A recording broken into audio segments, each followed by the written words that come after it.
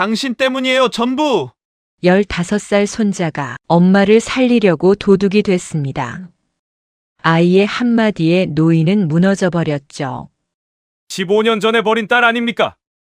이제 와서 뭐하러 찾으십니까? 새벽 경찰서 차가운 바닥 위에 백발의 노인이 무릎을 꿇고 있습니다.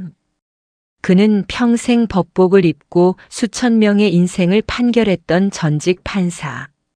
하지만 지금 그의 딸은 수술실 문 앞에서 숨이 넘어가기 직전입니다. 과연 이 가족에게 무슨 일이 일어난 걸까요? 때는 한겨울 새벽 5시였습니다. 경찰서 앞 차가운 시멘트 바닥 위에 한 백발의 노인이 무릎을 꿇고 있었죠. 영하 10도를 밑도는 혹한이었지만 노인은 꼼짝도 하지 않았습니다. 70이 넘은 몸에서 하얀 입김이 피어오를 뿐이었대요. 노인의 이름은 강선호.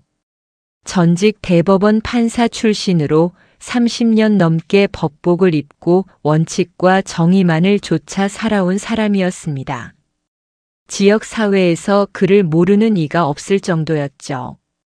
법 앞에서는 눈물도 사정도 그 어떤 청탁도 통하지 않는다고 소문난 사람이었대요. 그런 그가 지금 무릎을 꿇고 있었습니다. 제발 손자만은 살려주십시오. 떨리는 목소리가 새벽 공기를 갈랐죠. 경찰서 안에는 15살 손자 준수가 절도 혐의로 붙잡혀 있었습니다. 그것도 동네 약국에서 현금 봉투를 통째로 훔친 혐의였대요. 그런데 강선호를 더욱 벼랑 끝으로 몰아붙인 건 따로 있었습니다. 바로 그 순간 그의 휴대전화가 울렸죠. 병원이었습니다.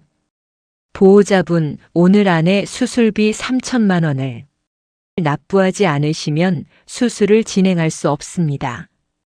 환자 상태가 위험합니다. 전화기를 쥔 손이 부들부들 떨렸습니다.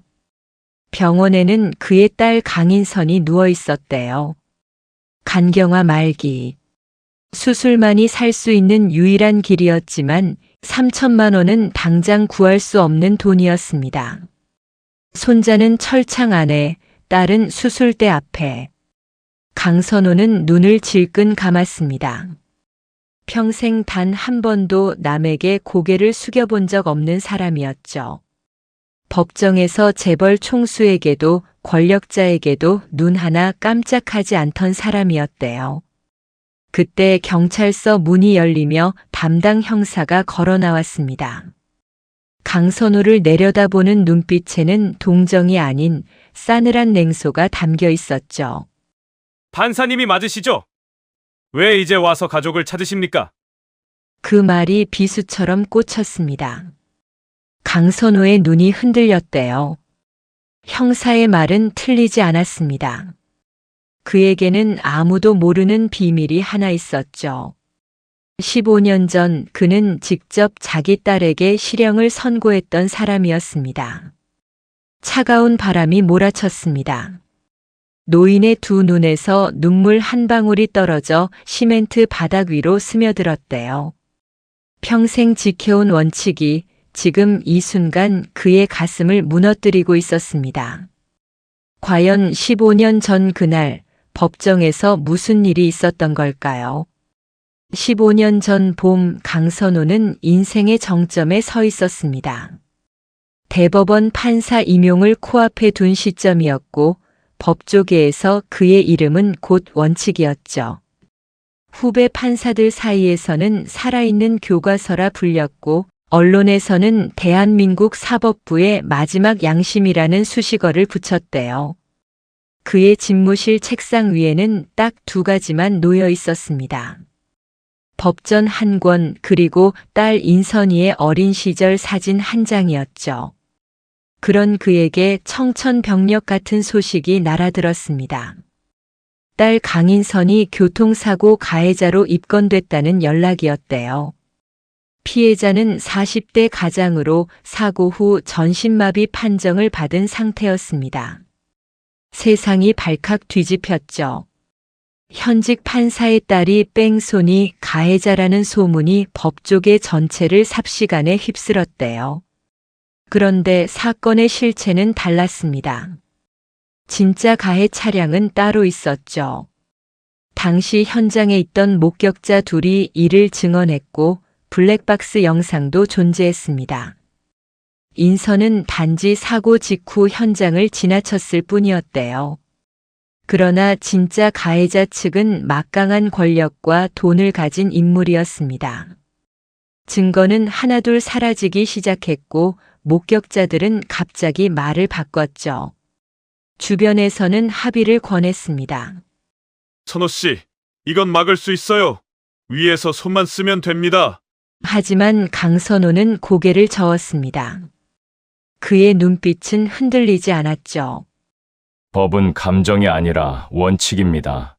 내 딸이라고 예외가 될 수는 없어요. 재판 당일 법정 안은 숨막히는 긴장감으로 가득했습니다. 강선호는 판사석에 앉았고 피고인석에는 그의 딸 인선이 앉아 있었대요. 부녀가 법정에서 마주 앉은 그 장면을 지켜보는 방청객들은 숨을 죽였습니다.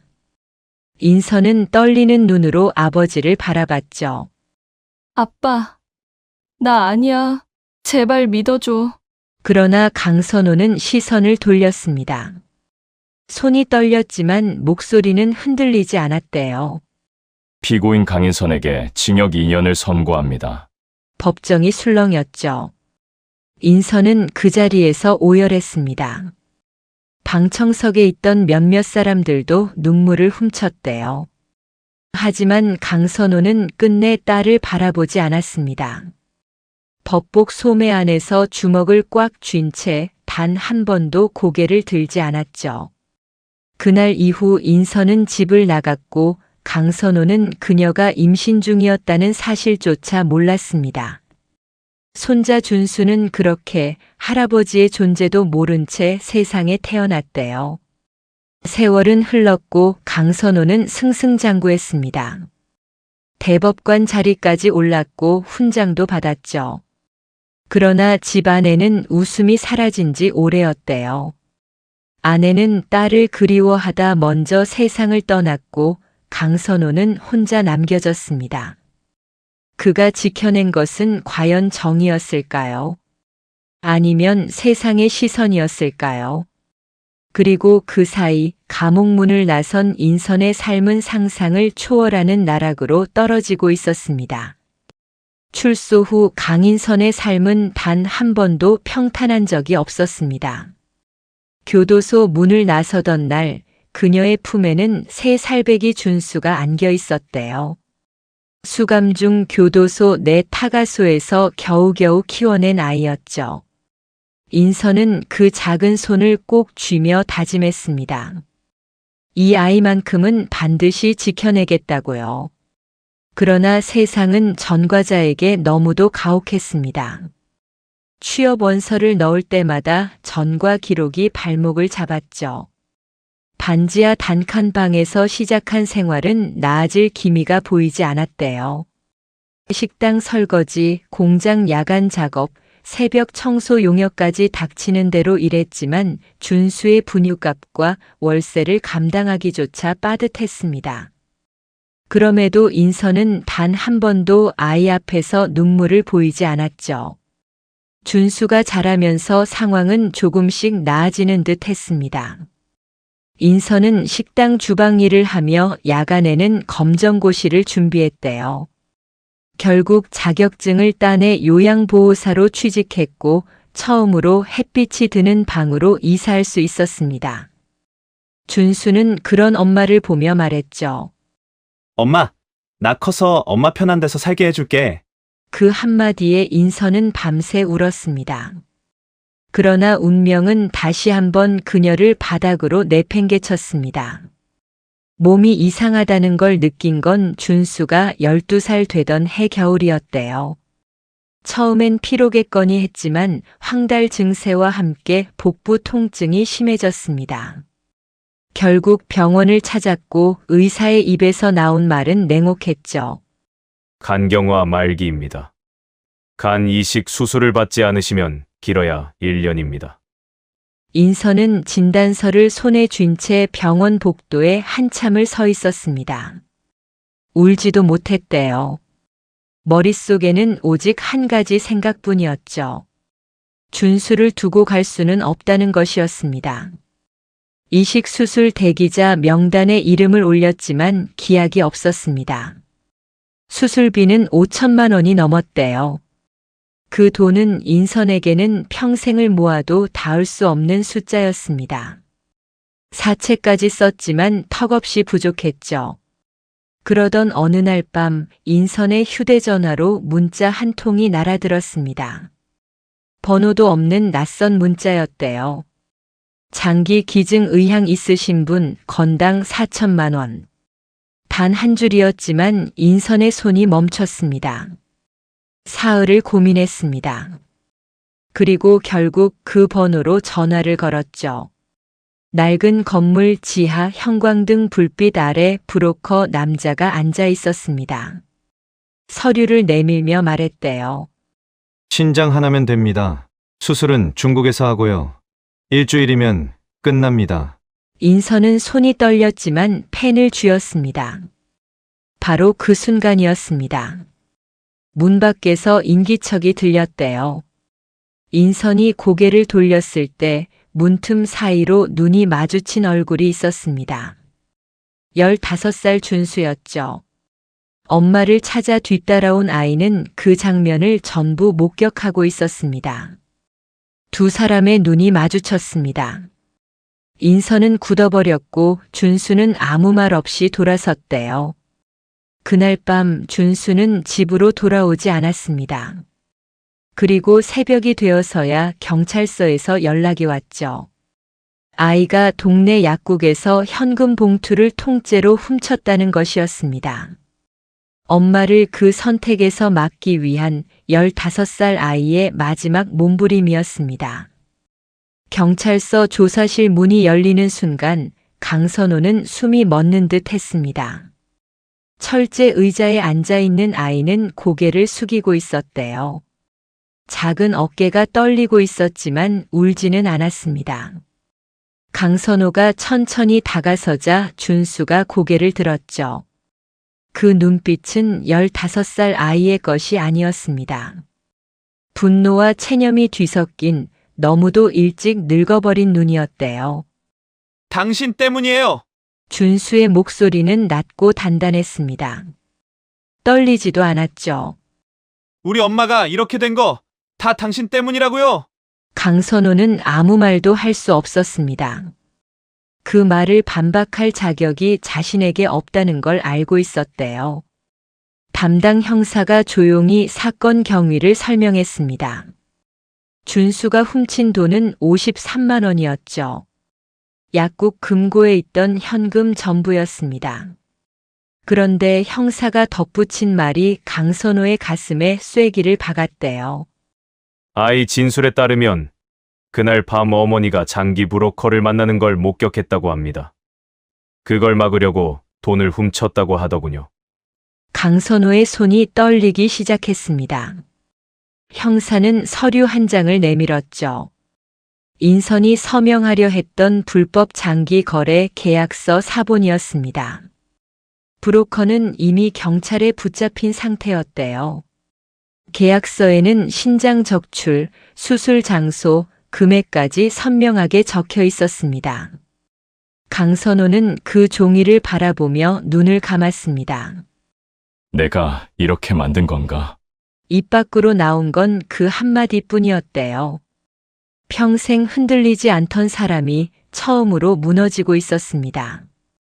법복을 입고 수천 번 판결을 내렸지만 정작 자기 딸 하나를 지키지 못했다는 사실이 뒤늦게 전신을 짓눌렀죠. 준수는 그런 할아버지를 물끄러미 바라봤습니다. 동정도 아니었고 용서도 아니었대요. 그저 지쳐버린 눈빛이었습니다. 강선호는 형사에게 조용히 말했죠. 합의하겠습니다. 피해액 전액 변상하고 아이는 제가 데려가겠습니다.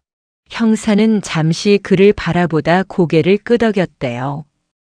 그날 밤 강선호는 병원으로 향했습니다. 15년 만이었죠. 인선이 입원해 있는 병동 복도는 형광등 불빛 아래 차갑고 고요했습니다. 간호사에게 병실 호수를 물어보고 복도를 걷는 내내 심장이 쿵쾅거렸대요. 몇 번이나 발걸음이 멈췄습니다. 병실 문 앞에 섰을 때 강선호는 손잡이를 잡지 못했습니다. 문 너머로 산소 호흡기 소리가 희미하게 들려왔대요. 유리창 너머로 보이는 인선은 몰라보게 야위어 있었습니다.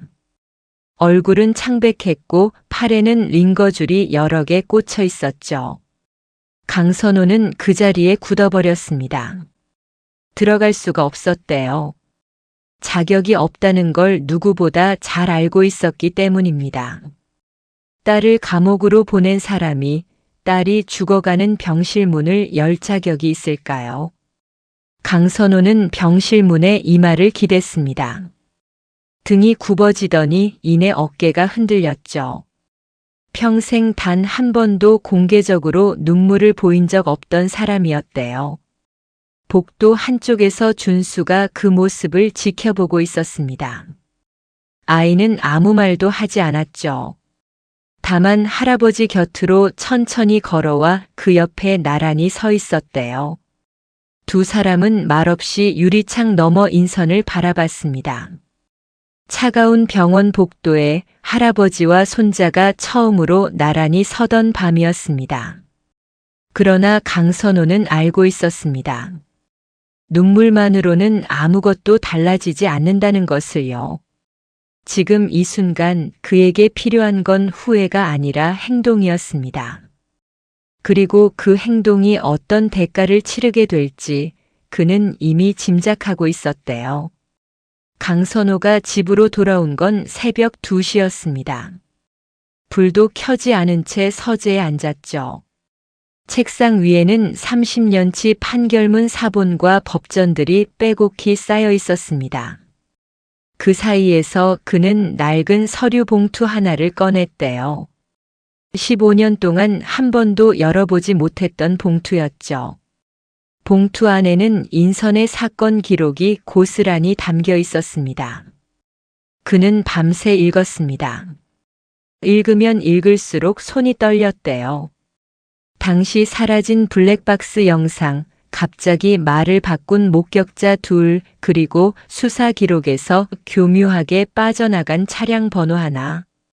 강선호는 그 번호를 수첩에 받아 적었습니다. 법관의 눈으로 다시 들여다보니 조작의 흔적이 너무도 선명했죠. 진짜 가해자는 진작에 알고 있었습니다. 당시 재단 이사장으로 있던 윤병두. 지역 건설 재벌이자 법조계 로비의 핵심 인물이었대요. 강선호의 재단에 거액을 기부했던 사람이기도 했습니다. 그 돈이 들어온 시점과 목격자들이 말을 바꾼 시점이 정확히 일치했죠. 강선호는 눈을 감았습니다. 그는 알면서도 외면했던 겁니다. 아니, 어쩌면 스스로 모른 척을 선택했던 것이었대요. 그 깨달음이 그를 완전히 부숴버렸습니다.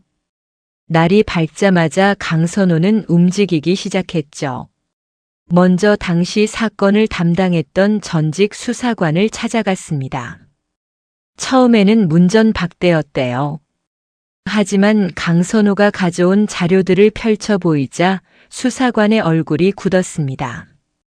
이거 어떻게 갖고 계십니까? 강선호는 조용히 대답했죠. 15년 동안 들고만 있었습니다. 이제야 꺼낸 겁니다. 수사관은 결국 입을 열었습니다.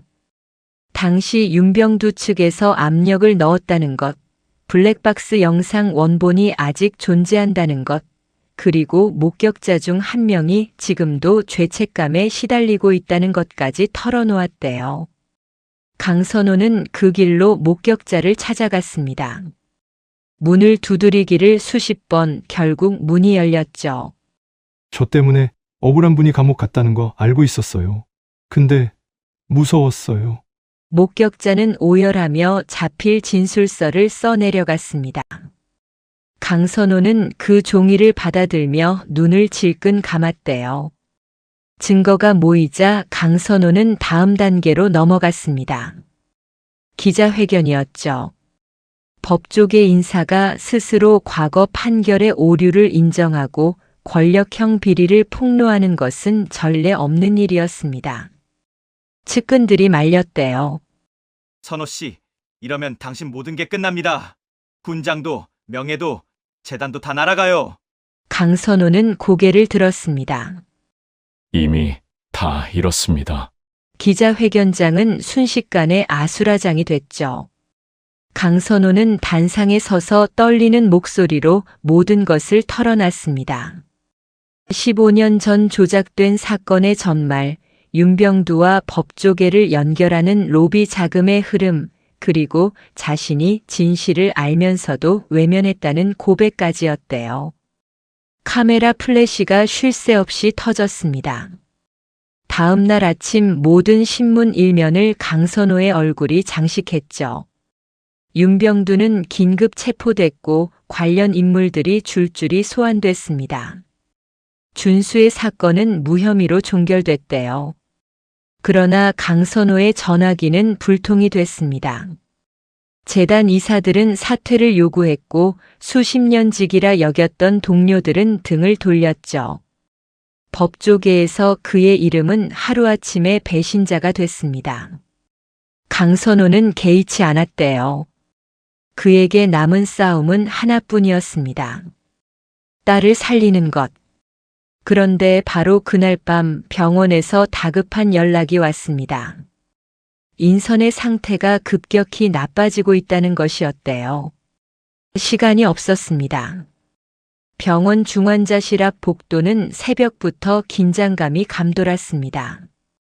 의료진이 분주하게 오가는 사이 강선호와 준수는 나란히 벽에 기댄 채 앉아 있었대요. 준수는 무릎 위에 두 손을 올려놓은 채 꼼짝도 하지 않았습니다. 강선호는 그 옆에서 눈을 감고 있었죠. 기도를 하는 것인지 버티는 것인지 알 수 없었습니다. 인선의 상태는 밤새 악화됐고 담당 의사는 이식 수술 없이는 사흘을 넘기기 어렵다고 했대요. 그때였습니다. 복도 끝에서 한 청년이 뛰어오고 있었죠. 25쯤 돼 보이는 청년이었습니다. 숨을 헐떡이며 간호사 데스크 앞에 섰대요. 강인선 환자 보호자 맞으시죠? 제가 기증하겠습니다. 강선호가 천천히 고개를 들었습니다. 청년의 이름은 이현우였죠. 낯선 얼굴이었습니다. 강선호도 준수도 본 적 없는 사람이었대요. 현우는 떨리는 손으로 서류 가방에서 봉투를 꺼냈습니다. 안에는 이미 작성된 생체 기증 동의서가 들어 있었죠. 강선호가 물었습니다. 우리 딸을 아십니까? 현우는 고개를 끄덕이며 입을 열었대요. 12년 전이었습니다. 현우가 13살이던 해, 그는 고시원 쪽방에서 혼자 살고 있었습니다. 아버지는 없었고 어머니는 병으로 일찍 세상을 떠났죠. 끼니를 굶기 일쑤였고 학교도 제대로 다니지 못했대요. 그러던 어느 날 골목에서 쓰러진 그를 일으켜 세운 사람이 있었습니다. 젊은 여자였죠. 자신도 넉넉하지 않은 형편이면서도 아이를 데려다 밥을 먹이고 공부를 봐주고 검정고시 교재를 사다 줬습니다. 그 여자가 바로 강인선이었대요. 인선은 단 한 번도 대가를 바란 적이 없었습니다. 그냥 해주는 거야. 너 나중에 잘 되면 그때 다른 누군가한테 해줘. 그 말이 현우의 가슴에 새겨졌죠. 현우는 그 이후 검정고시를 통과하고 장학금을 받아 대학을 졸업했습니다. 취직 후 인선을 찾으려 했지만 연락이 닿지 않았대요. 그러다 며칠 전 뉴스에서 강선호의 기자회견을 받고 거기서 인선의 이름을 들었습니다. 곧장 병원으로 달려온 것이었죠. 강선호는 아무 말도 할 수 없었습니다. 딸이 감옥에서 나와 찢어지게 가난한 시절에도 남을 먹이고 남을 살리고 있었다는 사실이었대요. 그 세월 동안 자신은 훈장을 받고 박수를 받으며 살았습니다. 눈물이 흘렀습니다. 멈출 수가 없었죠. 검사 결과는 기적이었습니다. 현우와 인선의 혈액형과 조직 적합성이 완벽하게 일치했대요. 의료진도 이런 경우는 드물다며 고개를 저었습니다. 수술은 그날 오후 바로 진행됐죠. 강선호와 준수는 수술실 앞에서 6시간을 꼼짝 않고 기다렸습니다. 현우도 그 옆에 나란히 앉아 있었대요. 수술실 불이 꺼졌습니다. 문이 열리며 의사가 걸어 나왔죠. 마스크를 내리며 말했습니다. 수술 잘 됐습니다. 준수가 그 자리에서 무릎을 꿇었습니다. 소리 없이 울었대요. 강선호는 눈을 감은 채 벽에 등을 기댔습니다. 다리에 힘이 풀렸죠. 사흘 후 인선이 눈을 떴습니다. 처음에는 천장을 바라보다가 천천히 고개를 돌렸대요. 병실 문 앞에 백발의 노인이 서 있었습니다. 인선의 눈이 커졌습니다. 강선호는 한 발 또 한 발 천천히 걸어 들어갔죠. 침대 옆에 무릎을 꿇었습니다. 평생 처음으로 딸 앞에 서였대요. 아빠 왔어? 인선의 목소리는 가늘고 낮았습니다. 하지만 그 한마디가 강선호의 가슴을 산산이 부쉈죠. 그는 딸의 손을 두 손으로 감싸 쥐었습니다. 손등에 주름이 깊게 팬 늙은 손이 떨리고 있었대요. 미안하다. 이제 알았다. 너무 늦었지. 인선은 아무 말도 하지 않았습니다. 다만 아버지의 손을 꼭 쥐었죠. 그것으로 충분했대요. 준수는 병실 문 밖에서 그 장면을 바라봤습니다. 무뚝뚝하던 아이의 눈가가 붉어졌죠. 현우가 그 옆에 서서 조용히 준수의 어깨를 두드렸습니다. 두 사람은 말없이 나란히 서 있었대요. 창밖으로 햇살이 들어오고 있었습니다. 30년 넘게 법과 원칙만을 쫓아온 한 남자가 생의 마지막 계절에 비로소 깨달은 것이 있었죠. 진짜 정의는 법전 안에 있는 게 아니었습니다. 사람을 끝까지 붙잡는 것, 그것이었대요. 그리고 인선이 굶주린 아이에게 건넸던 밥 한 그릇이 12년을 돌아 기적이 되어 돌아왔습니다. 작은 선행 하나가 한 사람의 목숨을 살렸고 무너진 가족을 다시 세웠습니다. 세상은 그렇게 아주 느리지만 반드시 돌아오게 되어 있었죠. 법보다 먼저인 것이 있습니다. 그것은 사람입니다. 평생 원칙을 지켜온 사람이 가장 늦게 깨달은 것은 정의란 누군가를 벌하는 것이 아니라 누군가를 끝까지 지키는 것이라는 사실이었습니다. 그리고 기억하세요. 당신이 아무도 보지 않는 곳에서 건넨 따뜻한 말 한마디, 밥 한 그릇, 작은 손길 하나가 언젠가 반드시 누군가의 목숨을 살리는 기적이 되어 돌아옵니다. 세상은 느리지만 절대 잊지 않습니다. 여러분은 살면서 원칙을 지키다가 소중한 사람을 잃어본 적 있으신가요? 아니면 반대로 누군가의 작은 따뜻함이 인생을 바꿔준 경험이 있으신가요? 댓글로 여러분의 이야기를 나눠주세요. 여기는 여러분의 이야기도 충분히 소중합니다. 오늘 하루도 행복하게 보내세요.